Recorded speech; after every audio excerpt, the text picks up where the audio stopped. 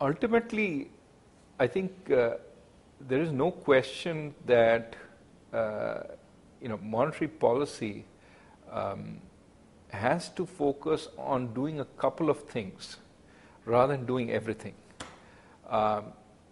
Actually, the three pillars that I think are actually, there are two central pillars and one that is coincidental or works there.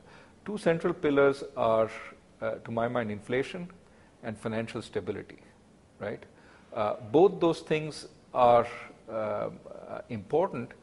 The incidental is growth, because by controlling inflation, you create the best environment for growth. You yourself would find it hard-pressed, and I think this is a learning that we have, to generate growth in a sustainable way. Sustainable growth is generated by the real sector. What you're doing is trying to modulate inflation in such a way that is consistent with that growth. Now, I think the two interact in ways that we've talked about earlier in the discussion. Now,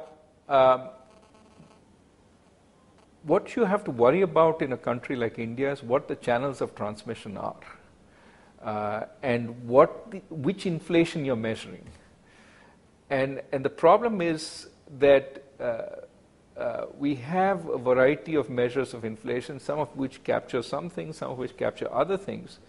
So it's very hard to say, this is the one measure I will focus on. Yes, the market would like to know what you're focusing on.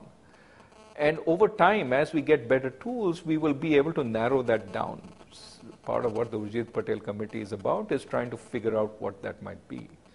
But in the meantime, you have to take the message from different elements. So for example, if I focused only on WPI inflation, I would miss out services inflation, which is a big part of the inflationary force. In fact, services inflation is the non-traded inflation, which is likely to be higher in a country unlike manufacturing inflation, which is more traded and therefore going to be constrained by international inflationary forces. So to some extent, it's not surprising that WPI core, which is non-food manufacturing, is at 2%. Because after all, that is being influenced by global forces. You can't have an inflation rate, given that you can import easily, that is higher than global inflation on those goods.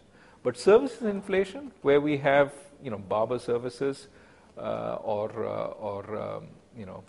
the famous my predecessor's haircut. The point that he was making was an important one, that services inflation can be quite different.